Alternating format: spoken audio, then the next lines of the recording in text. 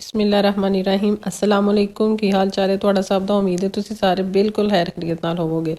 ਅੱਜ ਜੀ ਅਸੀਂ ਬਣਾ ਲਾਂਗੇ ਜ਼ਬਰਦਸਤ ਜੀ ਨਿੰਮਕੋ ਦਾਲ ਜਿਹੜੀ ਹੁੰਦੀ ਹੈ ਤੁਸੀਂ ਬਾਜ਼ਾਰੋਂ ਲਿਆ ਕੇ ਖਾਂਦੇ ਹੋ। ਸਭ ਤੋਂ ਪਹਿਲਾਂ ਅਸਾਂ ਲੈ ਲੈਣੇ 1 ਕੱਪ ਦਾਲ ਤੇ ਅਸਾਂ ਉਹਨੂੰ ਜੀ 5-6 ਘੰਟੇ ਜ਼ਰੂਰ ਭਿਗੋਣਾ ਹੈ। ਠੀਕ ਹੈ ਜੀ।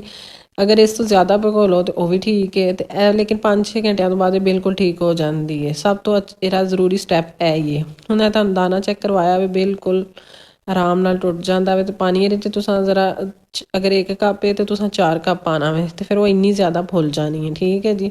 ਤੇ ਹੁਣ ਇਹਦਾ ਦੂਸਰਾ ਜਿਹੜਾ ਜ਼ਰੂਰੀ ਸਟੈਪ ਇਹਦੇ ਤੋਂ ਬਗੈਰ ਇੱਕ ਕੁਰਕਰੀ ਜਿਹੜੀ ਜਿਸ ਤਰ੍ਹਾਂ ਦੁਕਾਨਾਂ ਤੋਂ ਮਿਲਦੀ ਹੈ ਉਸ ਤਰ੍ਹਾਂ ਨਹੀਂ ਬਣਨੀ। ਇਹ ਵੇ ਕਿ ਇਹਨੂੰ ਤੁਸੀਂ ਬਿਲਕੁਲ ਖੁਸ਼ਕ ਕਰਨਾ ਹੈ। ਤੁਸੀਂ ਕੋਈ ਕੱਪੜਾ ਜਾਂ ਟਾਵਲ ਜਿਹੜਾ ਹੁੰਦਾ ਕਿਚਨ ਦਾ ਉਹਦੇ ਨਾਲ ਵੀ ਕਰ ਸਕਦੇ ਹੋ। ਤੇ ਮੈਂ ਜੀ ਇਹ ਕਿਚਨ ਦੇ ਟਿਸ਼ੂ ਹੁੰਦੇ ਨੇ ਮੋਟੇ ਹੁੰਦੇ ਨੇ ਜ਼ਰਾ ਤੇ ਉਹਦੇ ਉੱਤੇ ਇਹਨੂੰ ਰੱਖ ਕੇ ਨਾ ਅੱਛੀ ਤਰ੍ਹਾਂ ਇਹਨੂੰ ਮੈਂ ਨਾ ਖੁਸ਼ਕ ਕਰ ਲੈਣਾ। ਠੀਕ ਹੈ ਜੀ। ਬਹੁਤ ਜ਼ਿਆਦਾ ਇਹਨੂੰ ਦਬਾਉਣਾ ਦੋਵਾਂ ਸਾਈਡਾਂ ਤੋਂ ਉੱਪਰ ਤੋਂ ਵੀ ਤੇ ਨੀਚੇ ਤੋਂ ਵੀ ਤੇ ਇਹ ਨਾ ਬਹੁਤ ਜ਼ਬਰਦਸਤ ਜਿਹੜੀ ਹੈ ਨਾ ਜਦੋਂ ਖੁਸ਼ਕ ਹੋ ਜਾਣੀ ਹੈ ਨਾ ਤੇ ਫਿਰ ਜੀ ਇਹਦਾ ਅਗਲਾ ਸਟੈਪ ਕਰਨਾ ਮੈਂ ਇਹ ਵਹਿੰਦੇ ਪਏ ਤੁਸੀਂ ਔਰ ਪਾਣੀ ਜਿਹੜਾ ਤੁਹਾਨੂੰ ਟਿਸ਼ੂ ਦੇ ਉੱਤੇ ਵੀ ਨਜ਼ਰ ਆਉਂਦਾ ਹੋਣਾ ਕਿ ਹਾਲਾਂ ਵੀ ਇਹਦੇ 'ਚ ਕਿੰਨਾ ਜ਼ਿਆਦਾ ਪਾਣੀ ਹੈ ਵੇ। ਅਗਰ ਪਾਣੀ ਫਿਰ ਵੀ ਤੁਹਾਨੂੰ ਲੱਗੇ ਕਿ ਹੈ ਤੇ ਤੁਸੀਂ ਇਹਨੂੰ ਟਿਸ਼ੂ ਚੇਂਜ ਕਰਕੇ ਦੁਬਾਰਾ ਡਰਾਈ ਟਿਸ਼ੂ ਦੇ ਵਿੱਚ ਵੀ ਤੁਸੀਂ ਇਹਨੂੰ ਰੱਖ ਕੇ ਨਾ ਤੇ ਫਿਰ ਇਹਨੂੰ ਇੰਝ ਹੀ ਕਰਨਾ ਜੀ ਖੁਸ਼ਕ ਹੋ ਜਾਏ ਅੱਛੀ ਤਰ੍ਹਾਂ।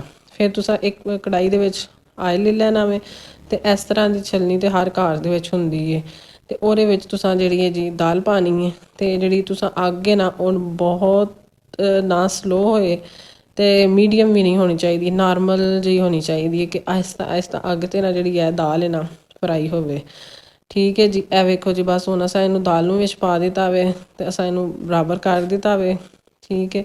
ਤੇ ਹੁਣ ਆਹਿਸਤਾ ਅੱਗ 'ਤੇ ਵੇਖਿਓ ਜੀ ਇਹ ਨਾ ਕਿੱਡੀ ਜ਼ਬਰਦਸਤ ਜੀ ਤਿਆਰ ਹੋ ਜਾਣੀ ਹੈ ਤੇ ਇਹਨੂੰ ਤੁਸੀਂ ਬਰਾਊਨ ਨਹੀਂ ਕਰਨਾ ਹੈ। ਜਦੋਂ ਥੋੜ੍ਹੀ ਜਿਹੀ ਗੋਲਡਨ ਬਰਾਊਨੀ ਹੋਣੀ ਹੈ ਨਾ ਤੇ ਦਾਣਾ ਤੁਸੀਂ ਆਪ ਹੀ ਚੈੱਕ ਕਰੋਗੇ ਤਾਂ ਤੁਹਾਨੂੰ ਪਤਾ ਲੱਗ ਜਾਏਗਾ ਕਿ ਜਦੋਂ ਦਾਣਾ ਕੜਕੜਾਏਗਾ ਨਾ ਜਿਸ ਤਰ੍ਹਾਂ ਜਦੋਂ ਉਦੋਂ ਇਹ ਤਿਆਰ ਹੋ ਜਾਏਗੀ। ਠੀਕ ਹੈ ਜੀ। ਲੇਕਿਨ ਇਹਨੂੰ 4-5 ਮਿੰਟ ਜ਼ਰੂਰ ਲੱਗਣੇ ਨੇ ਤਿਆਰ ਹੋਣ ਦੇ। ਇਹ ਵੇਖੋ ਥੋੜ੍ਹੀ ਥੋੜ੍ਹੀ ਹੁਣ ਤੁਹਾਨੂੰ ਨਜ਼ਰ ਆਉਂਦਾ ਹੋਣਾ ਹੈ ਕਿ ਇਹ ਤਕਰੀਬਨ ਤਿਆਰ ਹੋ ਚੱਲੀ ਹੈ।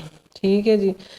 ਤੇ ਇਹ ਤੁਸੀਂ ਬਾਜ਼ਾਰ ਲੈਣ ਜਾਓ ਤੇ ਤੁਹਾਨੂੰ 1 ਕੱਪ ਜਿਹੜੀ ਅਸਾਂ ਲੈ ਕੇ ਬਣਾਈਏ ਨਾ ਕਮ ਸੇ ਕਮ 300-400 ਰੁਪਏ ਦਾ ਪੈਕਟ ਮਿਲਦਾ ਤੇ ਤੁਸੀਂ ਘਰ ਆਰਾਮ ਨਾਲ 100 ਰੁਪਏ ਦੇ ਵਿੱਚ ਤੁਸੀਂ ਤਿਆਰ ਕਰ ਲੈਣੀ ਹੈ। ਠੀਕ ਹੈ ਜੀ। ਤੇ ਸਰਦੀਆਂ ਦੇ ਵਿੱਚ ਦਿਲ ਕਰਦਾ ਹੈ ਕੋਈ ਇੰਝ ਕਦੀ ਨਮਕੀਨ ਚੀਜ਼ ਤੇ ਕਦੀ ਮਿੱਠੀ ਚੀਜ਼ ਖਾਣ ਤੇ ਇਹ ਵੇਖੋ ਜੀ ਬਸ ਤਕਰੀਬਨ ਇਹ ਤਿਆਰ ਹੋਣ ਵਾਲੀ ਹੈ। ਤੇ ਦੂਸਰੀ ਜਦੋਂ ਇਹ ਬਣ ਜਾਏਗੀ ਨਾ ਤੇ ਜਦੋਂ ਅਸੀਂ ਇਹਨੂੰ ਇਸ ਤਰ੍ਹਾਂ ਹਿਲਾਵਾਂਗੇ ਨਾ ਤੇ ਇਹਦੀ ਆਪਣੀ ਆਵਾਜ਼ ਜਿਸ ਤਰ੍ਹਾਂ ਖਨਕ ਦੀ ਆਵਾਜ਼ ਨਹੀਂ ਹੁੰਦੀ ਉਸ ਤਰ੍ਹਾਂ ਦੀ ਆਵਾਜ਼ ਆਏਗੀ।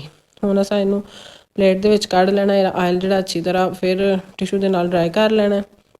ਹੁਣ ਅਸਾਂ ਇਹਦੇ ਵਿੱਚ ਪਾ ਦਿੱਤਾ ਜੀ 1 ਟੀਸਪੂਨ ਕਾਲਾ ਨਮਕ। ਉਹ ਨਾ ਹੋਏ ਤਾਂ ਤੁਸੀਂ ਦੂਸਰਾ ਨਮਕ ਵੀ ਯੂਜ਼ ਕਰ ਸਕਦੇ ਹੋ। 1 ਟੀਸਪੂਨ ਤੁਸੀਂ ਇਹਦੇ 'ਚ ਚਾਟ ਮਸਾਲਾ ਪਾ ਦੇਣਾ ਤੇ 1 ਟੀਸਪੂਨ ਤੁਸੀਂ ਇਹਦੇ 'ਚ ਸੁਰਖ ਮਿਰਚ ਪਾ ਦੇਣੀ ਹੈ। ਠੀਕ ਹੈ ਜੀ। ਤੇ ਇਹਨੂੰ ਤੁਸੀਂ ਚੰਗੀ ਤਰ੍ਹਾਂ ਮਿਕਸ ਕਰ ਲੈਣਾ ਵੇ ਤੇ ਬੇਸ਼ੱਕ ਤੁਸੀਂ ਇਹਨੂੰ ਹੱਥਾਂ ਨਾਲ ਕਰ ਲਓ ਜਾਂ ਚਮਚ ਨਾਲ ਕਰ ਲਓ ਇਹ ਤੁਹਾਡੀ ਆਪਣੀ ਮਰਜ਼ੀ ਹੈਗੀ ਹੈ। ਠੀਕ ਹੈ। ਤੇ ਇਹ ਜੀ ਬਹੁਤ ਮਜ਼ੇਦਾਰ ਤੇ ਵਧੀਆ ਜਿਸ ਤਰ੍ਹਾਂ ਦੀ ਬਾਜ਼ਾਰ ਦੇ ਵਿੱਚ ਤੁਹਾਨੂੰ ਨਿੰਮਕੋ ਦਾਲ ਮਿਲਦੀ ਹੈ ਨਾ ਮੂੰਗ ਦੀ ਬਿਲਕੁਲ ਉਹ ਹੀ ਇਹਦਾ ਜ਼ਾਇਕਾ ਜੇ ਤੇ ਉਸ ਤਰ੍ਹਾਂ ਦੀ ਮਜ਼ੇਦਾਰ ਬਣੀ ਹੈ। ਤੇ ਅੱਲਾਹ ਤਾਲਾ ਤੁਹਾਨੂੰ ਸਭ ਨੂੰ ਆਸਾਨੀਆਂ ਅਤਾ ਕਰੇ ਤੇ ਆਸਾਨੀਆਂ ਤਕਸੀਮ ਕਰਨ ਦਾ ਸ਼ਰਫ ਅਤਾ ਕਰੇ ਤੇ ਸਾਨੂੰ ਲਾਈਕ ਤੇ ਸਬਸਕ੍ਰਾਈਬ ਵੀ ਜ਼ਰੂਰ ਕਰੀਏਗਾ ਜੀ। ਅੱਲਾ ਹਾਫਿਜ਼।